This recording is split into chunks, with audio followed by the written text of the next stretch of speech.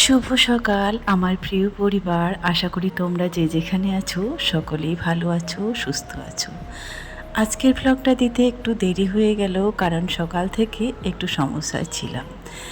Edit করা হয়নি, তাই ভিডিওটাও আপলোড দেওয়া হয়নি। তো চলো, সকাল সকাল ঘুম থেকে উঠেই এই তো বাড়ির নানা রকম কাজ আর ঝাড়ু দেওয়ার সমস্ত কিছু, গাছের পাতা পড়ে আছে, এই নিয়ে শুরু করলাম সকালটা। যে বাড়িতে গাছ থাকে সেই বাড়িতে কিন্তু সব সময় নোংরা হয়ে থাকে, তাই না? একটু ঝড় এলেই পাতা পড়ে পুরো উঠোনটা একেবারে নোংরা হয়ে যায়। তারপরে আবারও শুরু করো একটু পরে ঝাড়ু দেওয়া। আর কতই বা ঝাড়ু দিবে, সারাদিনে 3 বার 4 বার এরকমই হয়ে যায়। এই তো সকাল সকাল এত পাতা পড়েছে, একটু পরে দেখবে আবারও সেই একই অবস্থা, ভর্তি হয়ে আছে। সকালে ঘুম থেকে উঠেই বাড়ি পরিষ্কার করা, রান্না বান্না খাওয়া, তারপরে একটু পরে 9টা বাজতে না বাজতেই চলে আসবে মিস্ত্রিরা। এবারে তাদের সঙ্গে পুরো দিনের সঙ্গ দেওয়া, কখন জল লাগবে, কখন দড়ি লাগবে, কখন কী লাগবে, এই নিয়ে কেটে যায় পুরো দিনটা। তবে এত বড় উঠান পুরোটাই তোমরা দেখতে পাচ্ছ না, ঝাড়ু দিতে কিন্তু বেশ ভালোই লাগলো। কাজ করতে আমার বরাবরই ভীষণই ভালোই লাগে।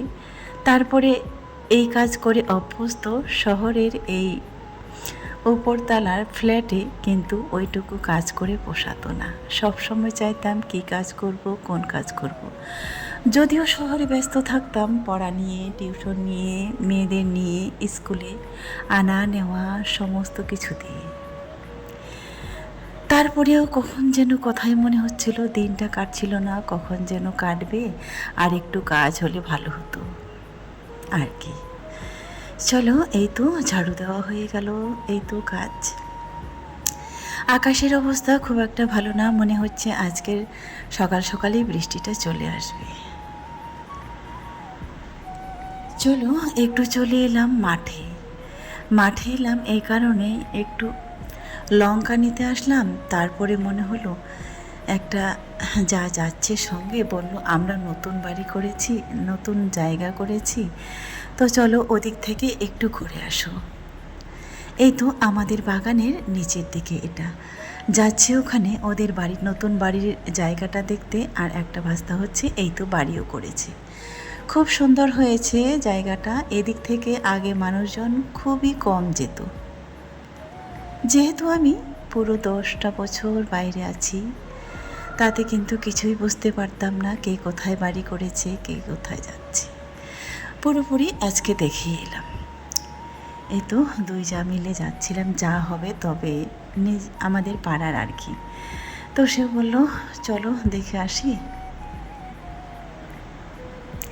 এত সুন্দর হাওয়া দিচ্ছে, এটা কিন্তু আমাদের বাগানের নিচটা, এর নিচে দিয়ে যাচ্ছে। বৃষ্টি হলে কিন্তু এদিক থেকে আর যাওয়া যায় না, বৃষ্টিতে ভরে যায়। সে যাচ্ছিল ছাগল নিয়ে, কি সুন্দর ছাগলটা শুয়ে আছে তার বাচ্চাটা নিয়ে, আর এটাও সঙ্গে নিয়ে যাচ্ছে, রাস্তার ওই পারে বাঁধবে বলে। এই যে দেখতে পাচ্ছ রাস্তার এই পাশে তার বাড়ি, ওই পাশে পাট লাগানো হয়েছে। আর ভুট্টা তো এই সবে তোলা হলো, ওই ভুট্টাটাও সেখানে মেলে দিয়েছি। একেবারে ফাঁকা জায়গা, অনেক দূর জুড়ে বাড়ি আছে, তারপরেও খুব সুন্দর একটা জায়গায় বাড়ি করছে, নতুন শুরু করেছে। দুজনের হবে এখানে বাড়িটা। আর নিচ থেকে যে দেখতে পাচ্ছ এটা হচ্ছে এই তো আমাদের বাগানটা। বাগানটাও বিশাল বড়, এতটা দেখা যাচ্ছে না, দেখে মনে হচ্ছে এই জ্বালানিগুলো নিয়ে যাই। আসলে কি বলতো, দেখেও মায়া লাগে। গ্রামের মানুষের কিন্তু কখনো কাঠ খড় এই সমস্ত কিছু কিনতে হয় না। এই তো এটা হচ্ছে আমার ভাসুরেরই জমি, তো এটাই এত জ্বালানি পড়ে আছে, দেখে মনে হচ্ছে আমি যেন কেটে নিয়ে যাব। তারপরে এত শুকনা আছে যে সঙ্গে সঙ্গে নিয়ে গেলেও কিন্তু চলবে। তবে একটা কথা কি বলতো, গ্রামে এমন কোনো মানুষ নেই যে তাদের জ্বালানি নেই, তারা চাষবাস করেনি, কারোই প্রয়োজন নেই। যার যার প্রয়োজন তারা নিজ নিজ জমি থেকে নিয়ে চলে এসেছে, আর এটা প্রয়োজন নেই।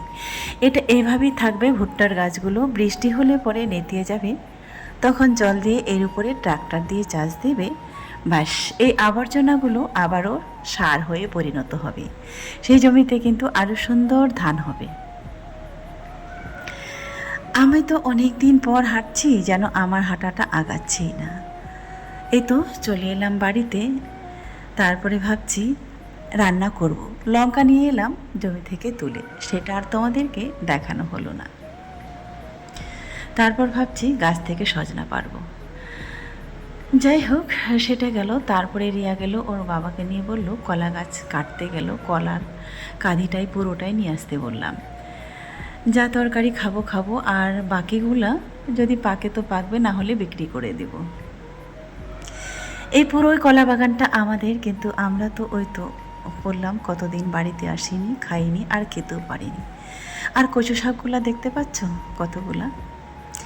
আসলে আমি শহরে যখন থাকি এই কচু পাতাগুলো কিনে নিয়ে আসি, হয়তো কোনো দিন তুলতে যাই, আর আমার বাড়িতে কত কি নষ্ট হয়ে যাচ্ছে, তাই না? এই একটা কলা শহরে 15 টাকা পিস, আর আমার কতগুলো কলা আছে দেখো তো।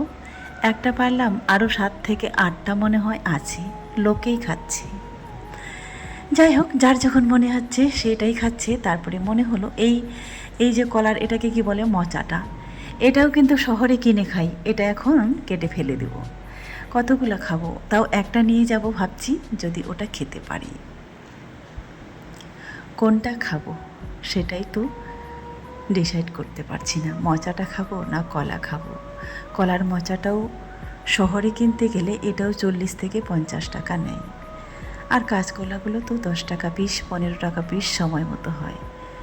তবে দেখতেই পেলে কলার কাঁদিটা মানে হাত দিয়ে যারা যারা ধরতে পেরেছে তো তারা তুলে খেয়ে নিয়েছে, আর একটু ছিল সেটাই নিয়ে চলে এলাম পুরোটাই কেটে। এই তো বসিয়ে দিয়েছি রান্না, আর মাটির চুলার রান্না, কাঠের রান্না, তোমরা বুঝতেই পারছো। জ্বালানির জন্য ভাবতে হয়নি। আমার বাড়িতে পুরো একটা বড় বিশাল বড় পেয়ারা গাছ ছিল, সেটা শুকিয়ে পড়েছিল, সেটা এসে পুরোটাই কেটে মানে রেখেছি, ওটাই হবে আমার জ্বালানি, ওটা দিয়েই হবে আমাদের রান্না। তবে এবারে আর লাগবে না। আজকে আমার মেয়েরা অনেক দিন পর বাড়িতে এসেছি, সবাই মিলে প্ল্যান করেছে আজকে ওরা ফাইনালি পিকনিক খাবে। তার পিসিরা এসেছে, সবাই মিলে একসাথে জমা হয়েছে, খুব একটা আনন্দ। যদিও এই সময় পিকনিক হয় না, তারপরেও এই আনন্দটা ওরা আর মানে হাতছাড়া করতে চায় না। তার পিসিরা এসেছে, তাদেরকে বলল পিসি আমি পিকনিক খাবো, তার পিসিরা তো রাজি হয়ে গেল এক কথায়। তার পিসি রান্না করে দিচ্ছে, বলতে আমার কাকা শ্বশুরের মেয়ে, দু বোনেই এসেছে। কি সুন্দর একটা রান্না করছে। আর আজকে আবারও ভিডিওটা এডিট করতে গিয়ে মনে হচ্ছিল সেই স্বাদটাই যেন পাচ্ছিলাম।